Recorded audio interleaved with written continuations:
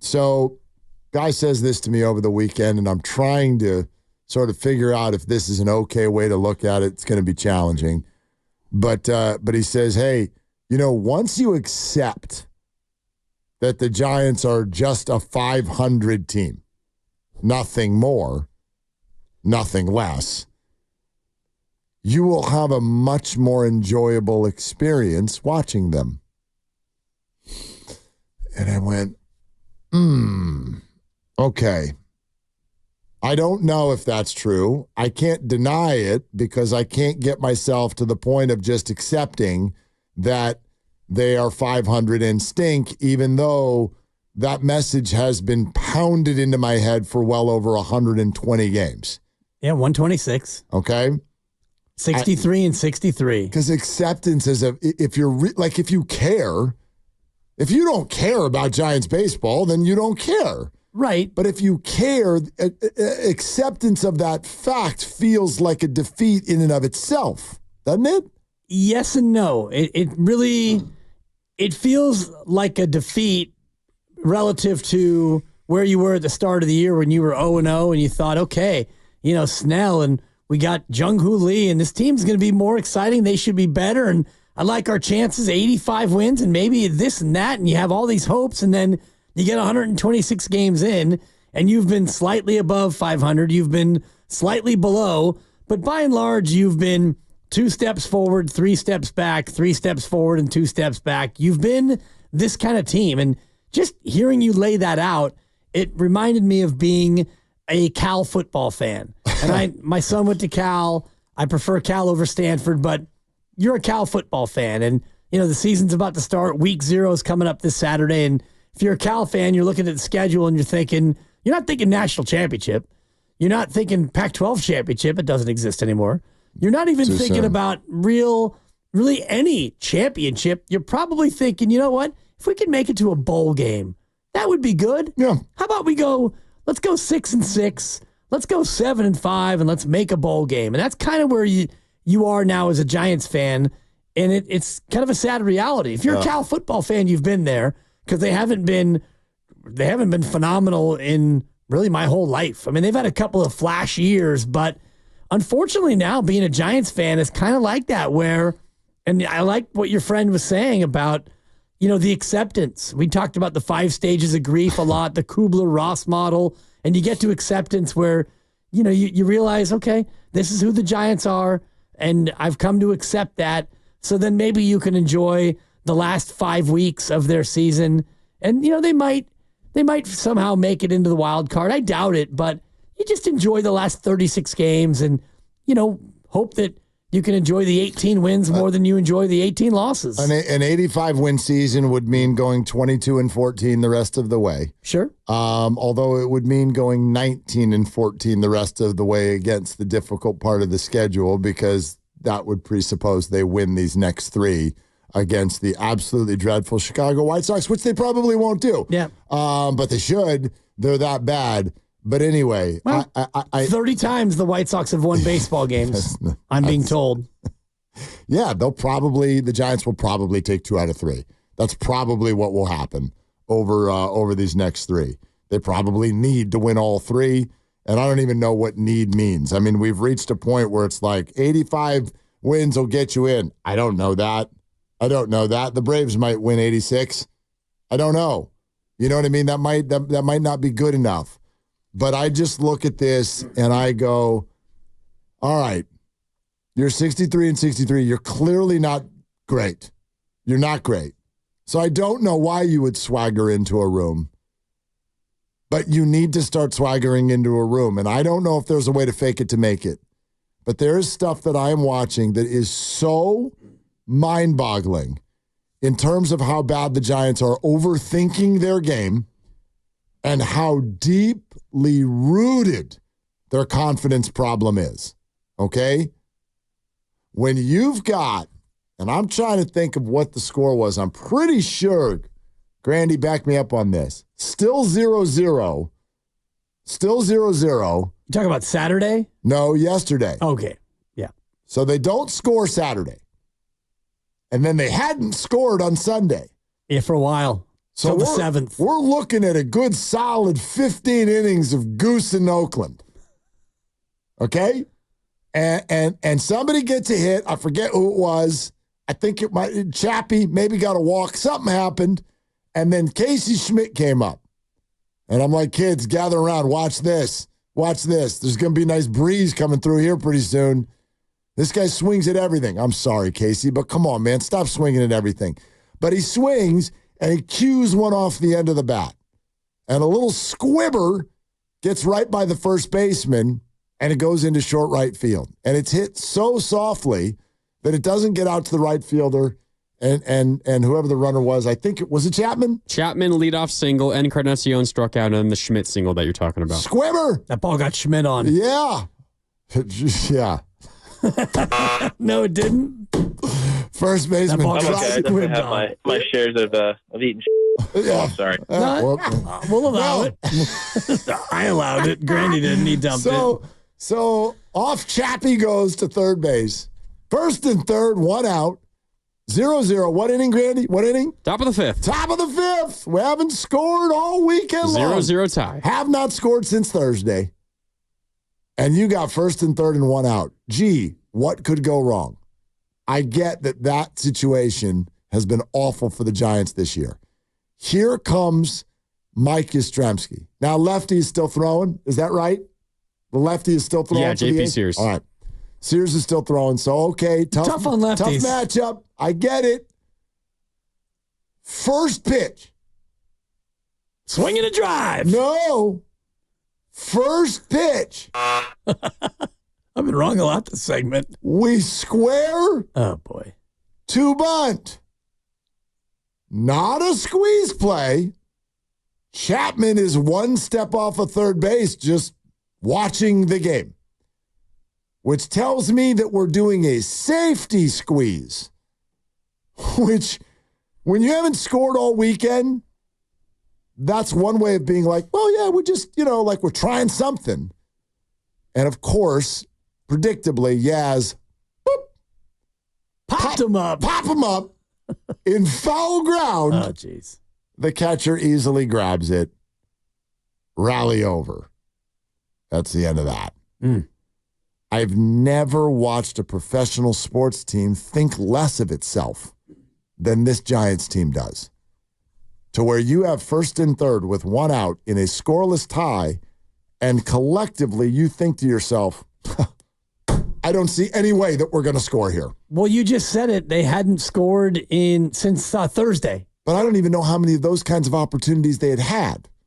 It's not like there were runners at third all weekend. There weren't any runners on at all. Yeah, on Saturday. This is the first rally that they had, and they took one pitch to kick themselves out of it without even attempting to drive the run in. Not a squeeze, a safety squeeze. So in other words, it's like, we're going to play a trick on you and see if it works. By the way, Yaz better against lefties than righties this year also. Hitting 275 against lefties, 230 against righties. I'm not here to criticize you. I'm here to ask you why you hate yourself so much. They hadn't scored since Thursday, Mark. And Okay. This was a Sunday afternoon. So They didn't play Friday. what I'm saying is not wrong, okay? It's not you put wrong. up a 6 spot against Atlanta in a gutsy sweep avoider. Yeah. You avoid the sweep with a 6-pack of runs. So you didn't score since Thursday, and it was in the 8th inning. So you don't score at all on Friday. You get shut out Saturday, and here you are with ducks on the pond in the 5th on Sunday. I like the play. I like the player. No, you don't. I like the play. No, you don't. Push a little Bunsky. Yastrzemski, Bunsky, RBI, he beats it out. I mean, Popped him up. You try to bunt to the third baseman and have Yep. Chapman shadow. Some people were like, what the hell's a safety Chapman's squeeze? got some speed now. Right, but Sorry. we got to protect for himself now. So you bunt to the third baseman. Yeah. Third baseman fields it. Chapman follows the third baseman down the line. If the third baseman throws to first, you take off for home plate, and you try to steal that run. If the third baseman doesn't throw to first, well, you scurry back to third base. And they're loaded. Which gets you what? One more crack The at another exact bug. same situation that you're already in. That's all I want to know, Giants. Like, I get it. I get that you've been through some wars here. Yeah. Why do you hate yourself so much? You don't think there's any chance that Mike Yastrzemski hit a fly ball? No chance? Obviously, he didn't feel that. First pitch. First pitch. Bunting. So forget the execution of it. It's like a Little League coach. Well, we're not going to get mad at the physical errors. We're going to get mad at the mental errors. I'm a little bit more upset at the mental side. Physical side, not good either. Not good either. That's not good execution. Boop. Pop the ball right up in the air in foul ground, and you're out. So I don't like the execution, but I hate the idea even more. And it was at that moment that I think I tweeted, the Giants are just playing laughable baseball. Because, by the way, that also came in the fifth inning. If you watched the game, you know what I'm talking about. There had just been inning after inning of ridiculousness on the base paths. Every supposedly fast Giant was getting thrown out at second base when they got to first. They just take off. Let's steal. And they were out by a mile. Yaz, Fitzgerald, Chapman, everybody. You're out, you're out, you're out. They're just getting crushed. This is one of the worst base stealing teams I've ever seen in my life. Yeah, pretty slow group. I don't know, man. It's very, very hard to watch. Yeah, it's tough. So I'm supposed to believe now that if I just accept, that when you go to first base, you're going to get thrown out at second. That when it happens, I'll enjoy it more. No, it's the overall acceptance of what this team is and what the product is, which is you've got a couple of really good pitchers, and Blake Snell, he might get $50 million a year next year in the offseason. He's unbelievable. He is unbelievable. And Logan Webb has been sturdy and solid all year, and you've got that to hang your hat on. You've got some individuals who've been pretty good. Patrick Bailey, my God, can we give him like a week off? Holy hell. If they could send him down, if they had another guy who could actually catch, give him a week. Can you just give Patrick Bailey a little breather? Like your boy, the Dibber Claus. I got 3 days off last week. It was an unbelievable recharge. I needed it. Patrick Bailey needs a similar thing. Can he have a 3-day vacation where he can just go somewhere and read a book and sit on a hammock and not have to worry about actually trying to hit a baseball? His turns at the plate are akin to what the White Sox are doing as a team. It is. Go look at the numbers, and it will blow you away. I just looked at the White Sox numbers. They've lost 31 of their last 35. They are 4-31 in the last 35 baseball games, the White Sox. And you can't sweep that team? You better sweep that team now. Yeah, seriously. But I mean, that's basically where Patrick Bailey is, though. His season of late has been what the White Sox have been doing of late. Can I ask you a question? Sure. This is a quick aside because you mentioned Blake Snell. Okay. And how much money he's going to get. Do you know how many games Blake has started? I've got all the numbers in front of me. The heater that he is on. Do you know how many games it's been? It's been like 8 games, I think. That is a correct statement. That is a correct statement. Right. Yeah, look at me. In those 8 games. It's rare. In those 8 games, all of them quality starts. What's the Giants' record? Oh, I thought you were looking it up. No, I'm asking those you. 8 games. I got it in front of me. Based on the way that everything's been this year, they're probably 5-3. They're 6-2. Okay. Do you know what Blake Snell's record is? In those games? In those 8 games. If they're 6-2 as a team, he's probably 3-1. Maybe 2-1. Yeah, I'm gonna go 2-1. He's 2-0. 2-0. Whatever, Grandy. I was on a little bit of a roll. I know that he won the game where he threw a no-hitter. So here, you get a win for the wins. Yeah. And then a loss. And then a loss for losses. Yeah. I felt better. Blake Snell, during this heater of 8 outings, has thrown a total of, I'm going to do the, let's see, quick math here. I have it for you. You want it? 52 1/3 innings. Correct. 52 1/3 innings. How many runs do you think he's given up in 52? I'm afraid to answer with Grandy so close to the buzzer, but and by the way, numbers. all the runs that he's given up, they're all earned. Yeah. So it's the same answer. I think the answer is 52 1/3. 5? Oh, so close. 6? 6. Grandy was trying to help me. How many hits 54 and a third innings. How many hits? 4, 6, 7, 14. Oh, God. 20. All right. I was trying to sound it out and see if Granny would tip it off. 20 hits. 20 hits. How many strikeouts? 52 and a third innings. Oh, it's more than a strikeout per inning. I would say it's 73. Hit the buzzer. 70. Oh, that's so pretty close. good. That's pretty, but you overbid. Anyway. That's a good little run. 70 and 53. He is on a stunning. I don't know if I can remember in my at least recent life watching a pitcher go on a streak like this. And I know that he doesn't go terribly deep into games. Only twice has he finished 3 times out of those 8 has he finished the 7th inning. Okay? So I grant you that.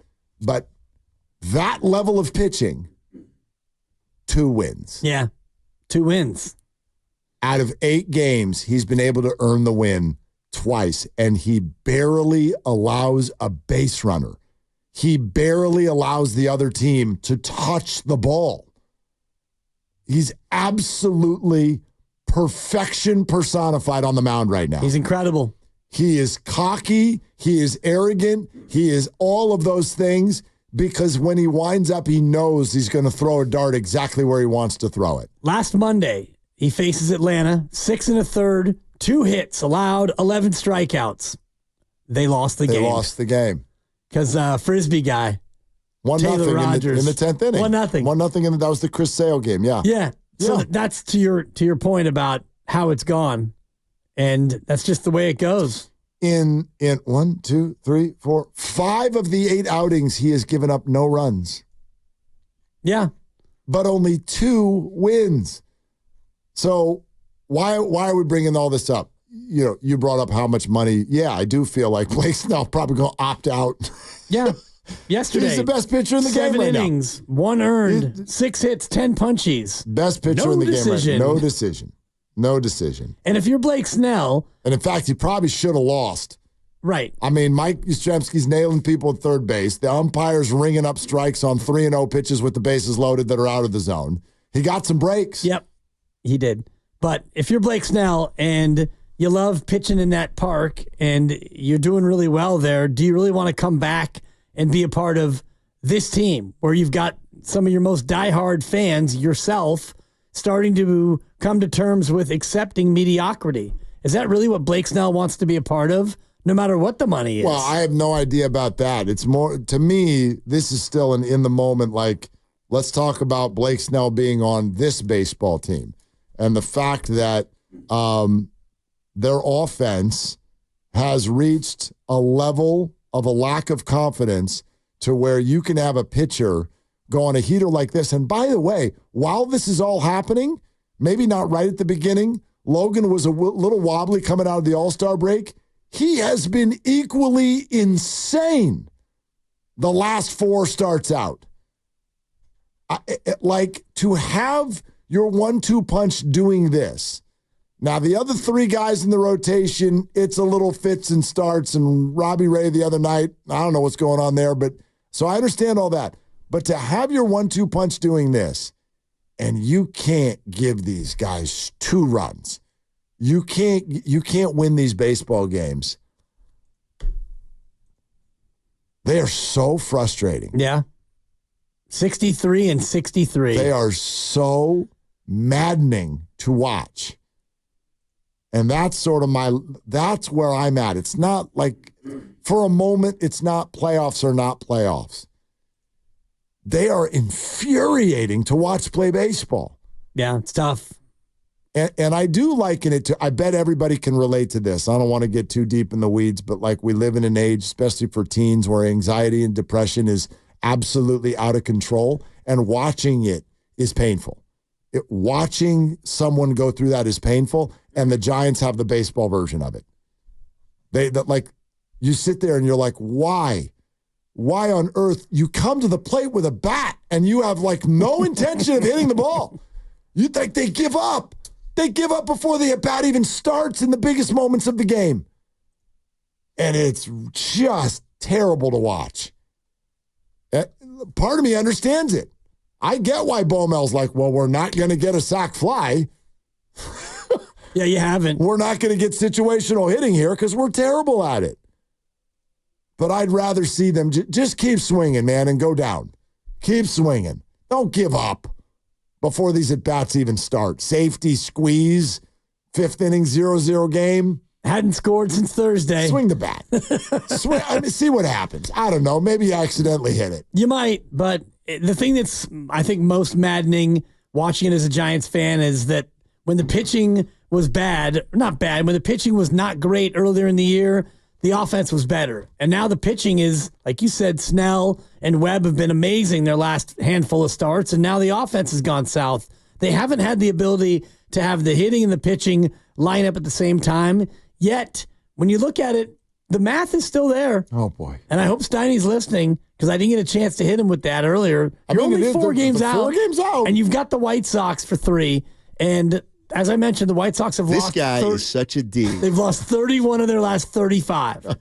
So you sweep the White Sox. They have to. And then, I mean, that sets you up for a difficult final 5 weeks. But, your pitching is coming to shape. You get the best rotation in baseball. You're going to have a Ray. Yeah. You're going to have a Ray and Harrison game in there. You have to do it now. Totally. No Snell game this week. You'll get a Snell game this week, not this series. No Snell game this series. You have to beat him without him. But it does feel like, I don't know, and I know you get all upset with the whole must-win thing. Yeah. It feels like they need to win all of these. It feels like they got to win all 3. Yeah. Don't you think? Well, White Sox, no slouch. They did. Oh, yes, they are. They did sweep Tampa this year, and they did sweep Cleveland. Oh, no, Cleveland was 3 out of 4. No. How long ago was that? It was April. Okay. It was April. They just recently snapped their 22-game losing streak or whatever it was. Sure did. By winning a game? Against the A's. Yes, they beat the A's.